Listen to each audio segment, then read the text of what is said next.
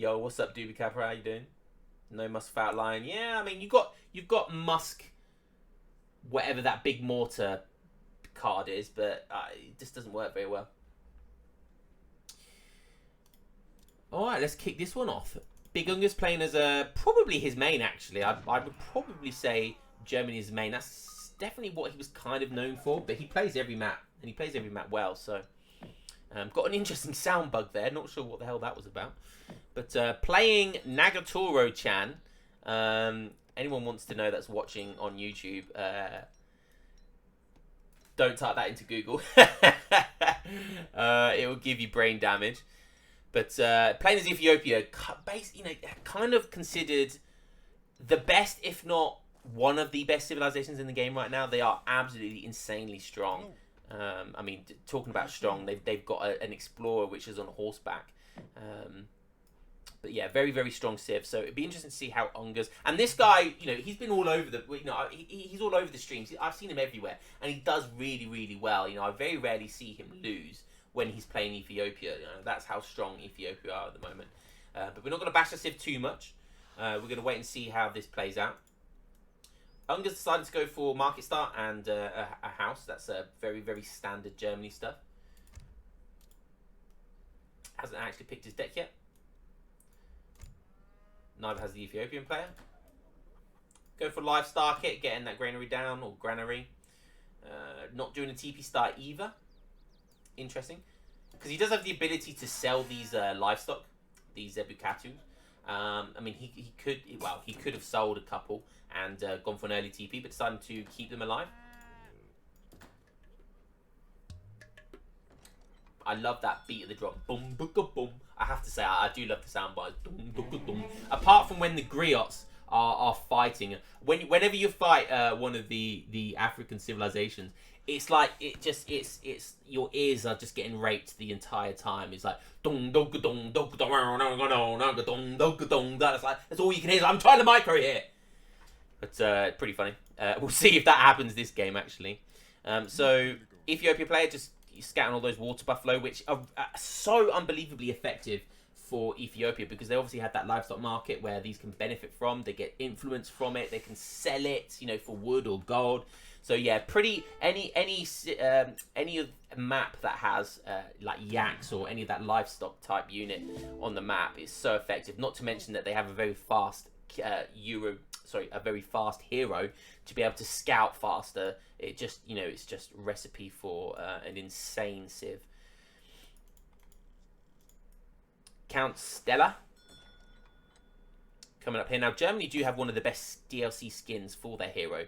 They have Big Booba, the Big Booba lady. But deciding to play it very vanilla here from Ungers. Doesn't want to pay out that $2 for the DLC. I can respect it. Ungers, if we have a look at his deck, pretty standard deck. One thing to note maybe is he does have the Silversmith, is it called? Yeah, Silversmith. He doesn't have 8 Oolons, which is interesting. Decided to have 7 skirmishes instead of 8 Oolons. He's sacrificed, by the looks of it, Pandor. So he's got Pandors in his deck, which are the anti-skirm, or ASS for short. And he sacrificed the 8 Oolons to have that in his deck. Okay, yeah, that's fine. Pandors, I feel like Pandors fit a niche sometimes. They're a good unit, but I don't like making too many of them. I feel like the irony of them being an anti-skirm unit is they have to be mixed in with other skirmishers to be the most effective. Because they're very bad against anything else. They're terrible against. The skirms are the only thing they're good at. Maybe heavy infantry to a degree, but they're still, not very. So we'll see what the starting is here. Are we going to see a cav opening? Are we going to see a tower rush? Ungers isn't exactly known for his tower rushing. Going up with the wood, which is, again, very standard. Deciding to go for the 3 settler wagons first. Again, very standard. Ethiopia player still not up yet. Just about got up. We'll have a quick look to see what he aged up with.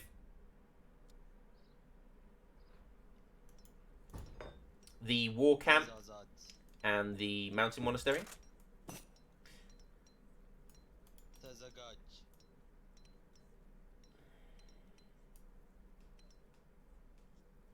Again, so both players deciding to go for the the start an eco, going for that their villagers, their respective villager cards first. 4 villagers, not a great card, but especially when you compare it to Germany, who get 3 settler wagons, which is the equivalent of a 6 villager card. Plus they get 2 Ulons from it as well. So basically, and I've done a tier list on how effective cards are, and that is definitely like one of the best cards in the game.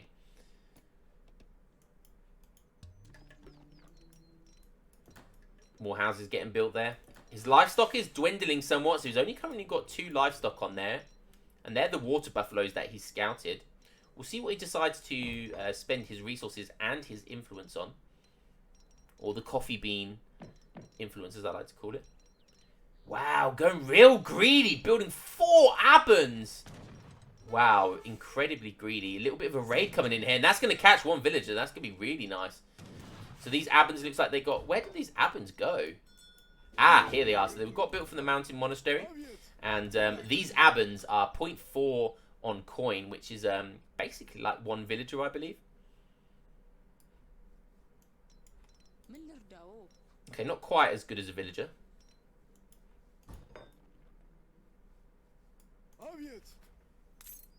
So this is interesting. So this is definitely eye-opening for me, because I'm not...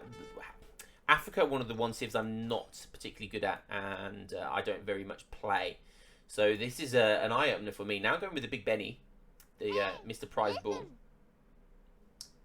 Ooh, okay, so someone in chat telling me that... so it's not just 0.43 coin, it's 0.43 influence. Now that's a lot of influence, actually. These guys are kind of like imams as well, in the sense that they can heal. They do have a small hand attack as well, but nothing of note. So that's interesting, but they are able to be raided, because I don't believe you can garrison them into the mountain monastery. So, it's basically free raiding here. Going for an incredibly greedy, by the looks of it, an incredibly greedy fast fortress. There's the Big Benny. What's he going to decide to use the Big Benny on?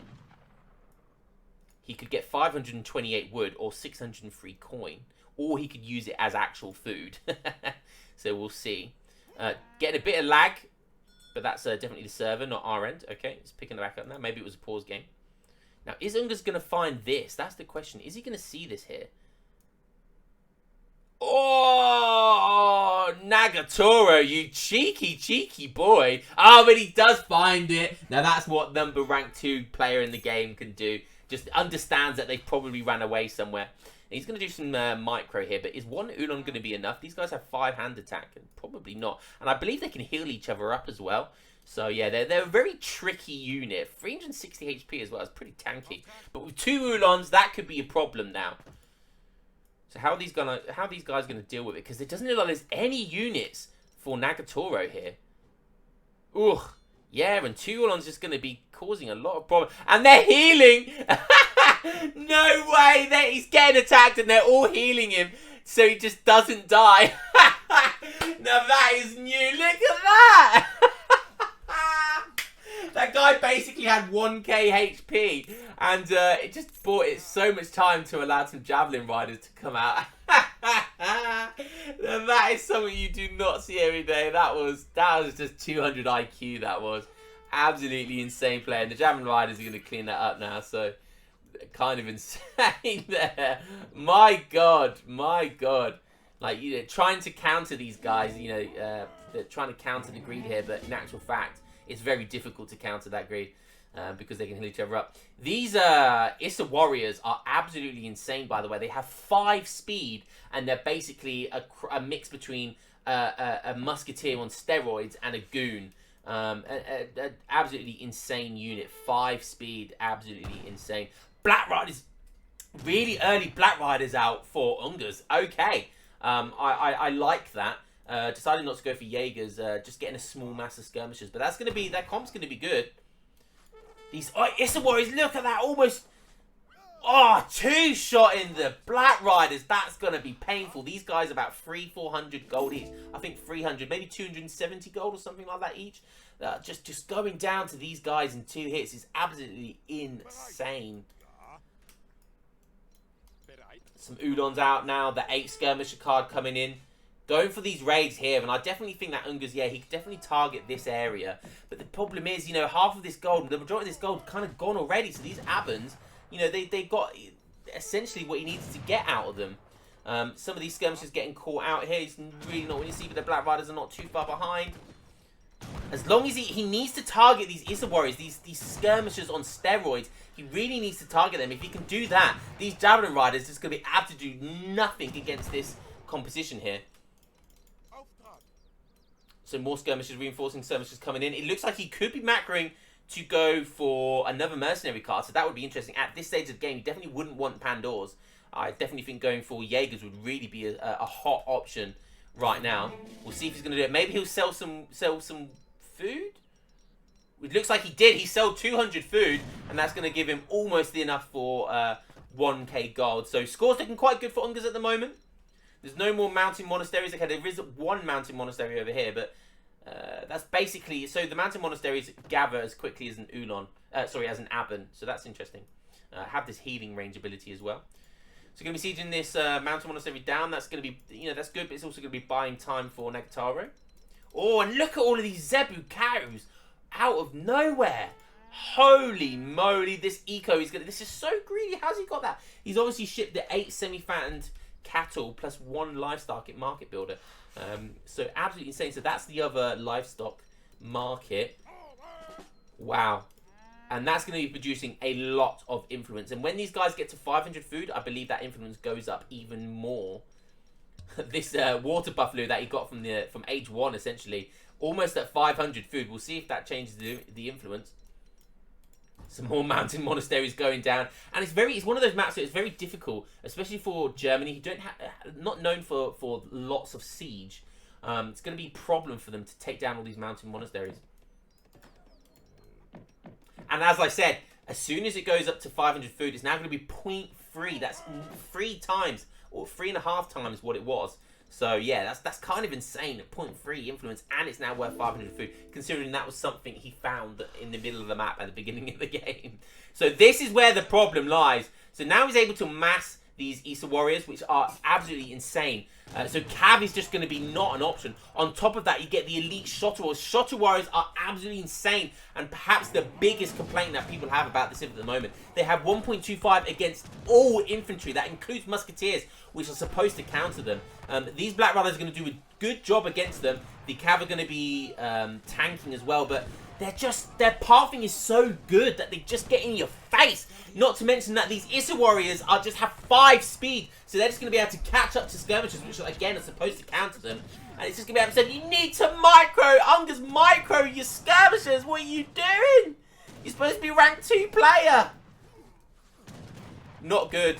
Does look like he's going to possibly be able to clean up, but it probably cost him a lot there. And that's exactly why he got these Black Riders out when he did. He still managed to keep a few of them live, which is really good, because he knows the danger of these Shotter Warriors. And if there's any Ethiopia players out there, that's the unit. That is the unit which is causing the most amount of problems on the ladder at the moment. Okay, so that Explorer does go down, but it did give him some scouting ability, so he does know where the units have gone. More Shotter Warriors coming out. 9 Shotter Warriors. Oh, it's deadly. It is deadly. And he doesn't actually have that much anti-cav. He's probably going to get snared here as well by these Issa Warriors. Oh, and it's just painful. Okay, more anti-cav coming in, which is just what he needs. But look at that massive 13 Shotter Warriors out of nowhere. Oh, no. This is just going to clean up these Issa Warriors as well, which have just insane multipliers versus cav. Oh, God, it's painful. Ungas, you need more anti-cav, but it's skirmishers. Hiya. Is he going to be able to clean? Oh, look at these Shotter Warriors, man. They are so efficient. So efficient. It's insane. The scores are kind of still even. Oh, but if he loses his Jaegers, oh, his scores is going to get massacred. He's got 3 Jaegers, 2 Jaegers. Oh, these Shotter Warriors just don't die. They're just not dying. They're also going to do very well against these war wagons if they're allowed to get in close. So, oh, God, absolutely insane. Does clean up. But at what cost? That's the question. At what cost? Some really nice raiding going on the back here from Unger. So the entire time that was going on, he was still able to micro to get some cav in there at the back and do some raiding, which is just, you know, top level play. Does see this mountain monastery. He's probably going to get that down. Some cav coming in as well. And I agree that I definitely feel like, although he needs a lot of war wagons here, he definitely needs quite a bit of cav as well to kind of be that kind of meat shield at the front of his army. The only problem is he's got to watch out for those Issa warriors, which absolutely melt cav. So maybe he needs something better as a meat shield. Maybe some DOPS would be good here. I could really see DOPS, war wagons, and skirmishers being a really good composition here. A town centre going down now from Nagatoro. So he understands that he really needs some map control here. He needs to kind of get some resources on the base in the map, and this is going to be his best shot because he can't really go up here, and this is where Ungers is dominating. He's kind of he's running out of gold up here. He's very much run out of some food. Okay, so he's down to his last herd over here, so moving his army over here as well is definitely the right decision, just in case he gets raided. Unger's also going to be going for the Nether Town Centre. Could see a clash up there. These Abans are going to run away. There's the drums. Boom, booga, boom. Not going to lie, I love the sound bites. I love the sound bites. Oh, and just getting absolutely melted, these Ulans. But they're not completely wasted because Ungers now has the information of where his army is and what he's doing down here. He knows that there's a TC going to be going down. He knows that he wants to put all his resources over there. He knows that's where his army is. So it did give him some information. So he lost a few cav, but that's okay. Bought him some vital information. Going to be posturing to come over this side of the map. Yep. He wants to get over there. My man Ungers is thirsty. He wants blood. He wants blood. He's going to be coming over this side of the map. He definitely doesn't want that TC to stand for too long. Some houses going down. Double TC production. Some good scouting there from Nagatoro as well. So he knows what's going on now as well. We're going to see some more battle. This game has just been from start to finish. It's just intense. My arse is sweating. I don't know. It could go either way. Score's still incredibly close. We do now have a build-up of Neftenia with some skirmishers now from Nagatoro. So looks like he's going for that kind of this crazy mass of, so he can get some skirms, get these Issa warriors, which counts as the anti-cav, and then basically Shotter warriors, which is his cav, and he has a big mass of them. How is he going to deal with this? How is he going to deal with this? I feel like he needs a meat shield, like of some kind. Some villagers are in the way. They're going to be tanking some HP. The Shotter warriors is to the moment. No. Oh. He's posturing a little bit. These skirmishers. Oh, that's not where you want to put these Issa warriors, dude. These Shotter warriors are posturing. They're trying to get in a position where they can get a good flank. Ungers is aware of it. He's backing up. He's not stupid. He wasn't born yesterday. So a little bit of posturing going on here. A little bit of back and forward. A little bit of back and forward. Ungers definitely has the skirmisher mass, which is in these sort of situations really important because it means he's the one that can poke better. He can do the engagements much better than Nagatoro. So he's going to have to back up, and Nagatoro is going to have to rely on him getting a better position, getting a flank, being able to get the snares, which definitely takes a lot of. It's very micro intensive. So he's forced to back up here. Because he can't take on this mass. So where's going to be the snare? What's his moment? He's just going to go for it. He's going to dive in, or is this a bluff? Yeah, so it's kind of moving a little bit forward, but then backing up. Moving forward and backing up. And you can see Ungers here. He's being the aggressor. He's got the skirmisher mass. Although these Neftenias, he's starting to get the big mass now. So maybe we're going to have the skirmisher double production of Shotter warriors. Are we going to see another 10? Ooh, looks like he just missed it. So these Neftenias are going to go toe-to-toe now. 18 ranged attack. These skirmishers are 18 range, and somehow the Neftenia have more HP. Why, I don't know. They're just better because Africa stuff. So this is what the meat shield is. This is why you have the Ulans as the meat shield. So the war wagons in the back can completely just have free reign attacking all these Shotter warriors. This is really, really good micro. Even micro in his meat shields here, his Ulans. This is really, really nice micro from Ungers here. But is it going to be enough? These Shotter warrior masses are getting absolutely melted. The skirmishers still a decent mass of them. More skirmishers coming in as well, but they're going to be met by Shotter warriors. This is not what you want to see. Really nice micro here from Ungers. Just absolutely insane micro. He's going to be trying to be posturing these skirmishers that are coming in. You got to keep them safe, dude. You got to keep them safe. He does have the bigger skirmisher mass, but he's just kind of backing up. He's getting that snare micro. He's getting that drag box micro just so he can keep the speed of the skirmishers quicker than his, so he can keep backing up faster than Nagatoro can chase him. So just absolutely masterclass of micro there from Ungers. Anyone that wants to learn how to micro, there it is. There it is. And that was just you saw these skirmishers running here. Just a very good example of how the drag box micro can make these certain units temporarily run faster. So a remass of Shotter Warriors here, but that's not going to be enough. That's a big mass of War Wagons. Trying to get a Mountain Monastery up here. Looks like he's running out of eco options now. But he still doesn't have the critical mass. He needs a decent mass. Score's looking slightly more favoured for Ungers now. Definitely pulled away by about 2 or 3k score there. Nagatoro really not having any food now, so this is bad. But look at that pop of 14 Cannoneers. Why can they get Abbas guns? Who knows? But they can. And those Cannoneers are going to be an absolute problem for these skirmishers. And also these War Wagons. Oh, and Ungers is just... Oh, he's going to have to keep he's going to have to keep control here. Just keep microing efficiently. Just get this Shotter Warrior mass down, because they're just going to be snaring everything. And it's going to be allowing the Cannoneers to just catch up and just micro everything. But that's a nice mass. Minutemen coming out now as well. Some more skirmishers in the back. Oh, it's still looking kind of good for Ethiopia. This Cannoneer mass is basically a mercenary shipment. Basically a mercenary shipment.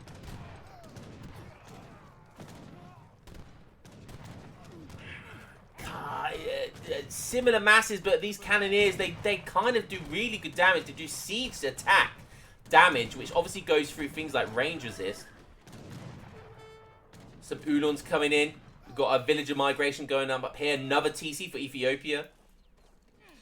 The Ulons connecting with these Cannoneers, but Shotter Warriors are coming in the background. They're not anti-cav, but they're very good. Another stable going down for Ungers. Where are these villagers going? So he's got this mine over here left, and he's got this mine. Two sort of healthy mines. He does have some, but that's on its way out. Oh, he does have a mine over here as well. So completely depleting the entire country's mass of gold production. Ungers, he's still got a few minutes left on gold, but when it runs out, he's gonna have to switch to wood, or he's gonna have to get those estates down. Otherwise, he's got no effective way of gathering gold. Like I said, still got a few minutes left though. These Abans just tanking that skirmisher shot. Nagatoro only on 43 villagers. He does have like mountain monasteries and Abans, which counts as he does have these livestocks as well, which look at 0.5 influence on these Zebukatu, which is insane. And that influence turns into units, and look how quickly he's getting that. Absolutely insane. There's only 3 War Wagons here. Ungers, you're pushing in with no anti-cav. How many times does it take before you learn your lesson?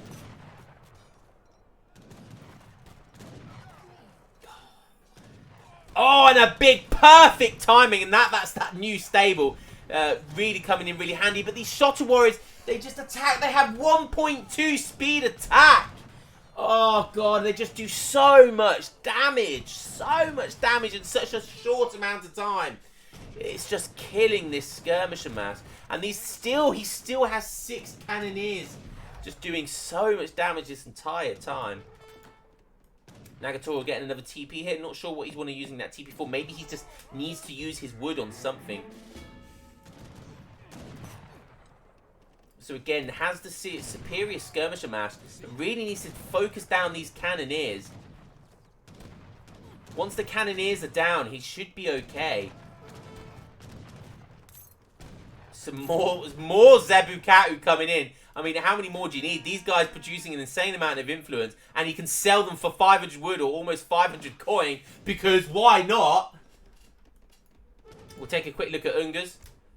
Yeah, I was just about to say, pretty much must have used up all his shipments in Age 3, which it does. Lots of raiding going on the map now, and this is perfect timing to do this sort of raiding. It's going to distract Nagatoro from this main fight up here, whilst the entire time, you know, it's the sort of stage of the game where, look, Nagatoro's trying to build fields. Ungas is soon going to want to be getting those mills and those estates down, so there's going to be villagers all across the map. So really nice timing on these raids, and it's going to be doing a lot of damage. On 72, or, you know, taking into consideration population space, about 80 villagers. So Ungas hasn't really been effectively raided this entire time, whilst the Ethiopia player is on 43 vills. So that's something we haven't taken into consideration. Almost double his eco. But man, has he had to work for it. Man, has he had to work for it. And it has been an uphill battle. And considering he's double the eco, the scores are still very close. We do have to take into consideration this amount of eco over here. You know, the influence that this provides. More villager raids, and are we going to see the GG here? Because that could be GG. He still has 3 TCs, so it's potentially not over yet. Still has an insane amount of resources.